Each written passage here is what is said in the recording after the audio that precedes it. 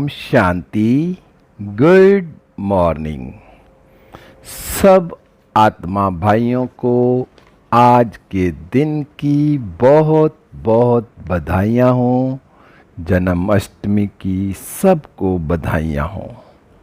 आज 19 अगस्त 2022 मीठे मीठे प्यारे प्यारे बाबा की मीठी मीठी प्यारी प्यारी मुरली का हम सब मिलकर मीठा मीठा मनन करते हैं बाप दादा के साथ। बाप दादा संदली पर बैठे हैं और हम सब फरिश्ते बाप दादा के सामने बैठे हैं। बाप दादा दृष्टि दे रहे हैं और अपना वरदानी हाथ मेरे मस्तक पर रखा और मुझे स्मृति का तिलक लगाया। और फिर बाबा ने अपना हाथ मेरे सिर पर रखा और मुझे वरदान दिया, बच्चे संपन्न और संतुष्ट भव। बच्चे संपन्न और संतुष्ट भव। बाबा बोले, आज की मुरली से क्या शिक्षाएं ली? मीठे बाबा, आज आपने हमें बहुत प्यारी प्यारी शिक्षाएं दी। बाबा, आज आपने मीठे बच्चे में कहा, मीठे बच्चे, अभी तुम्हें सारे विश्व के आदि मध्य अंत की रोशनी मिली है। तुम ज्ञान को बुद्धि में रख सदा हर्षित रहो। आज बाबा ने कहा सदा हर्षित रहना है। और मैं आत्मा सदा हर्षित कब रहूंगी? जब ड्रामा के राज को और जो बाबा ने मुझे ज्ञान दिया है, आदि मध्य अंत की जो रोशनी दी है, इस रोशनी से और ड्रामा के राज को जानते हुए मैं सदा हर्षित रहूंगी। अगर मैं सदा हर्षित नहीं रहती तो इसका मतलब मैं आत्मा अभी ज्ञान को अच्छी तरह से बुद्धि में धारण नहीं किया, अच्छी तरह से मैंने ज्ञान को नहीं समझा। जो बाबा ने संगम पर आकर मुझे आदि मध्य अंत की रोशनी दी है, उस रोशनी को जितना मैं अपने बुद्धि में धारण करूंगा, जो बाबा मुझे रोज ज्ञान अमृत पिलाते हैं, रोज सवेरे की जो मुरली है मेरा टॉनिक है, उस टॉनिक को मैं पी रहा हूं रोज और उसके ऊपर मैं मनन कर रहा हूं, तो मैं सदा हर्षित रहूंगा। क्योंकि बाबा ने छोटी से छोटी और बड़ी से बड़ी बात क्लियर कर दी है। कैसी भी परिस्थिति हो, कुछ भी हो जाए, लेकिन अपनी खुशी नहीं जानी चाहिए। मेरा रिमोट कंट्रोल मेरे हाथ में हो, किसी और के हाथ में ना हो कि कोई बात हुई और मेरी खुशी गायब हो गई।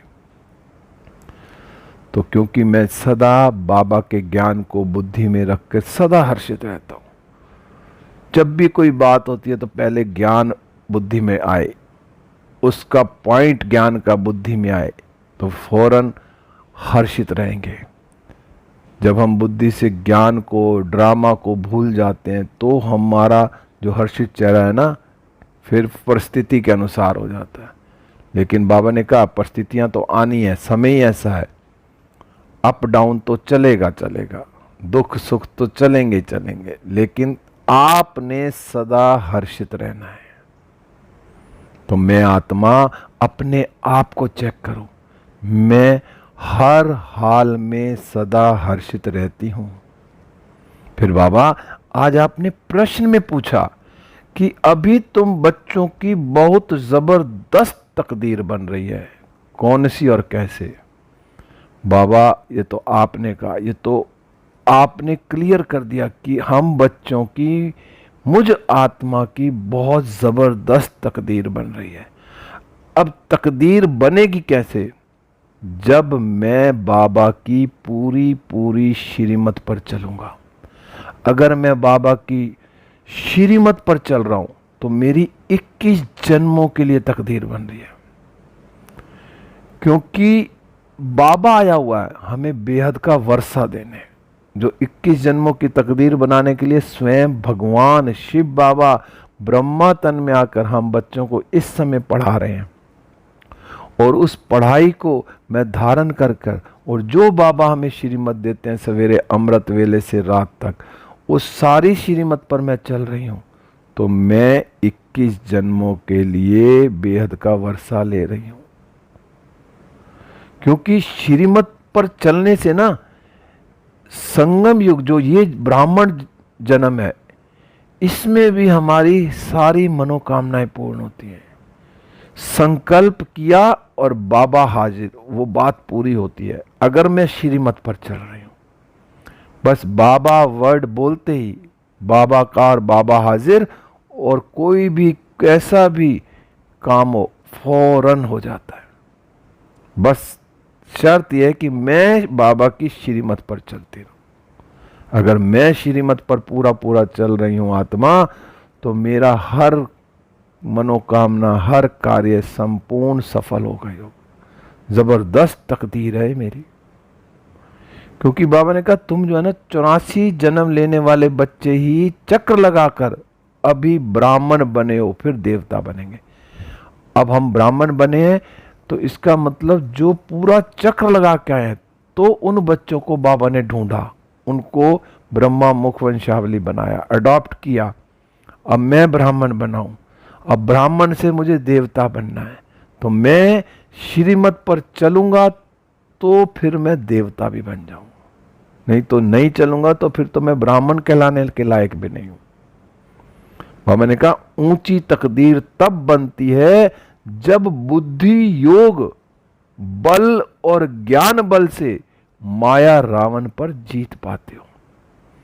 अब बाबा ने आकर हमें सारा ज्ञान योग सब सिखा दिया। अब मैं अपनी बुद्धि में इसको हर समय कितना रखती हूं, क्योंकि बाबा ने कह दिया बुद्धि योग बल और ज्ञान बल से हम 5 विकारों पर जीत पाते हैं। क्योंकि जब हमारी बुद्धि में बाबा है तो बाबा के सामने तो माया आ ही नहीं सकती। माया कब आती है? जब हम बाबा को भूल जाते हैं। तो जब बाबा याद रहेगा सारा दिन तो माया आएगी नहीं, तो हमारी जीत निश्चय है। बाबा ने कहा तुम्हारी बुद्धि में है कि हम बाप के पास आए हैं अपनी तकदीर बनाने, और तकदीर क्या बनाने? हमारा क्या लक्ष्य है? अर्थात लक्ष्मी नारायण पद पाने। अब मुझे लक्ष्मी नारायण का पद पाना है। बाबा कहता ना क्या बनोगे, तो सब हाथ उठाते हैं लक्ष्मी नारायण बनेंगे। लेकिन लक्ष्मी नारायण बनने के लिए इस समय संगम पर पूरी पूरी श्रीमत पर चलना पड़ेगा, क्योंकि श्रीमत पर चलना ही तकदीर बनाना है। फिर बाबा आज गीत भी आपने तकदीर के ऊपर चलाया, तकदीर जगा कर आई हूं, नई दुनिया बसाने आई हूं। अब हम कहां पढ़ते हैं? ये भगवान की पाठशाला है जिसमें हम रोज पढ़ने आते हैं, जहां रोज हमें भगवान पढ़ाते हैं। क्योंकि यहां भगवान ही बच्चों के प्रति बोलते हैं। क्योंकि गीत की पहली लाइन भी क्या थी? तकदीर जगा कर आई हूं। हमने कहा ये जो ईश्वरीय पाठशाला व बेहद बाप की पाठशाला में क्या हो रहा है? मेरी तकदीर ही तो जग रही है। तो मैं आत्मा रोज सवेरे अमृत वेले करती हूं, फिर मुरली सुनने सेंटर जाती हूं। कोई बहुत ज्यादा ही कोई ऐसी परेशानी है तो घर में सुनती हूं, घर में पढ़ती हूं मुरली। तो हमारी तकदीर जग रही है। फिर आज बाबा ने कहा कि एक बाप और अनेक बच्चों का ना ये संगठन है, ये मेला है। संगठन अर्थात मेला भी बाबा ने आज कहा। तो बाबा ने कहा ज्ञान सागर और ज्ञान नदियों का ये मेला है। तो इस मेले में मैं कितना बाबा के साथ रहती हूं। बाबा ने कहा दुनिया वालों का मेला ना वो भक्ति है और ये ज्ञान है। आज बाबा ने ज्ञान को कहा कि ज्ञान को कहा जाता है ब्रह्मा का दिन, अर्थात सतयुग और त्रेता। और ब्रह्मा की रात को क्या कहते हैं? भक्ति को ब्रह्मा की रात, द्वापर और कलयुग। तो अब मुझे बाबा हमें ज्ञान की तरफ ले जा रहे हैं, जो ज्ञान दे रहे हैं संगम पर। तो मैं आत्मा अपनी बुद्धि में कितना ज्ञान को धारण करती हूं, जिससे मैं 21 जन्मों के लिए राज्य भाग्य पाऊंगी। फिर आज बाबा ने कहा आज कहते हैं जन्म अष्टमी है। अब बाबा ने कहा अष्टमी क्यों कहते हैं? और वो दुनिया वाले तो ये कहते हैं कि वो उसका जो है 8वां बच्चा था। शास्त्रों में तो यही समझाया ना कि 8वां कृष्ण हुआ। तो लेकिन बाबा ने हमें आज जन्म अष्टमी का राज भी बताया है। बाबा ने कहा सतयुग में 8 जन्म होते हैं, तो वो 8 जन्म सतयुग में होना अष्टमी, जन्म अष्टमी इसको कहते हैं। फिर बाबा कहते हैं कि तुम बच्चों को मैं सदगति में ले जाता हूं। अब बाबा ही आया है हम बच्चों को कहां ले जाने के लिए? सदगति में ले जाने के लिए। क्योंकि भारत पावन था, फिर पतित किसने बनाया? रावण ने। इसलिए मुझे ही कल्प कल्प आना पड़ता है। बाबा कह रहे हैं कि मैं आया था, सतयुग बना के गया था, फिर रावण आया तो उसने क्या किया? गड़बड़ कर दी, पतित बना दिया। अब फिर मैं आया हूं, पतितों को आकर पावन बनाता हूं। और बाबा फिर कह रहे हैं कि तुम यहां आए हो तकदीर बनाने, अर्थात विश्व का मालिक बनने। बाबा ने कहा ये सदा बुद्धि में रखो कि तुम ही सो देवी देवता थे, अब ब्राह्मण बने फिर देवता बने। सदा ये बुद्धि में रखना है कि हम कौन थे? हम ही देवी देवता थे, अब ब्राह्मण से फिर हम देवी देवता बन रहे हैं। बाबा ने कहा अब जब तुम 5 भूतों के वश होते गए हो तो क्या हाल हो गया है? पहले तुम कितने धनवान थे। बाबा ने कहा भक्ति मार्ग में कितना फालतू का खर्चा करते आए और तुम्हारी अब क्या हालत हो गई है। अब फिर बाबा कहते हैं भक्ति के बाद ना भगवान आकर स्वर्ग की बादशाही देते। अब भक्ति पूरी हुई तो उसका फल क्या मिल रहा है? भगवान हमें आकर स्वर्ग की बादशाही देते हैं। क्योंकि इसलिए गाया जाता है ना, कहते हैं ना सदगति करने वाला बाप है जिसको आना ही पड़ता है। बाबा ने कहा अब पदम पति बनने के लिए सच्ची कमाई करनी है। तो मैं इस समय कितनी सच्ची कमाई कर रहा हूं? पूरी श्रीमत पर चलना ही सच्ची कमाई है। बाबा ने कहा इस पढ़ाई में ना कोई बहानेबाजी नहीं मारनी। ऐसे नहीं कहना कि पढ़ाई के लिए फुर्सत नहीं है, रोज जरूर पढ़ना है, रोज पढ़ना है जरूर।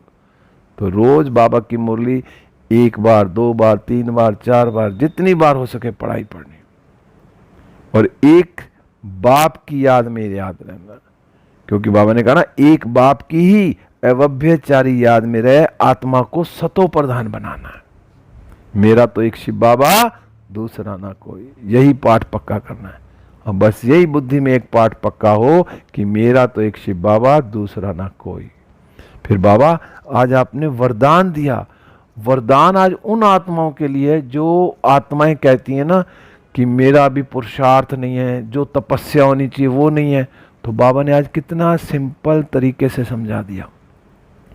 बाबा ने कहा सदा एक बाप के स्नेह में समाये हुए, सर्व प्राप्तियों में संपन्न और संतुष्ट भाव।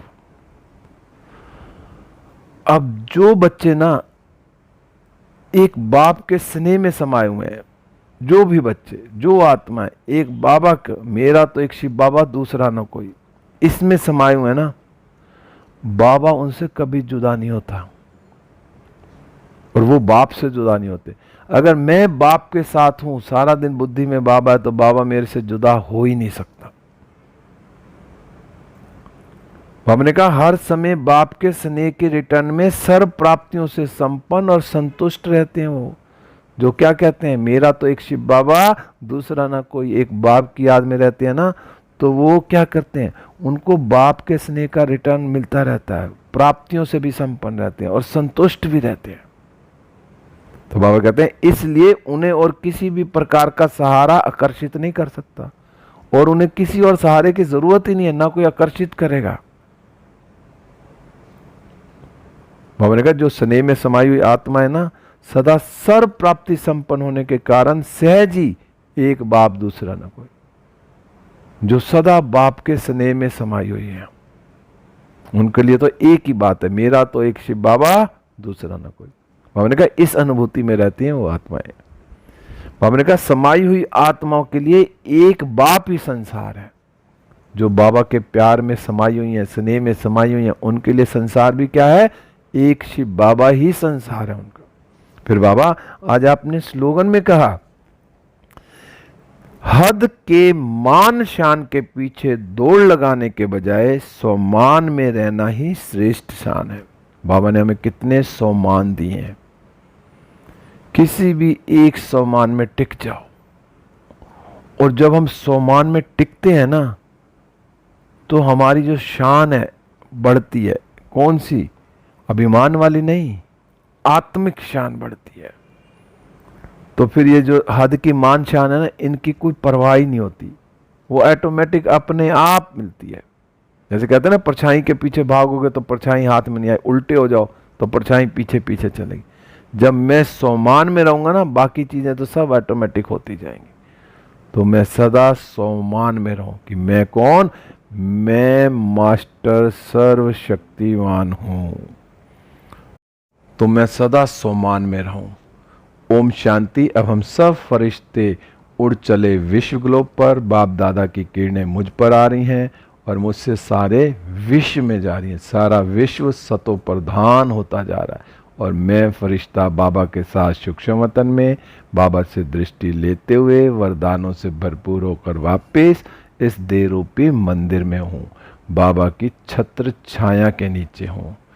बाबा की किरणें मुझ पर आ रही हैं और मुझसे चारों ओर सुख, शांति, आनंद, प्रेम और पवित्रता की किरणें फैल रही हैं।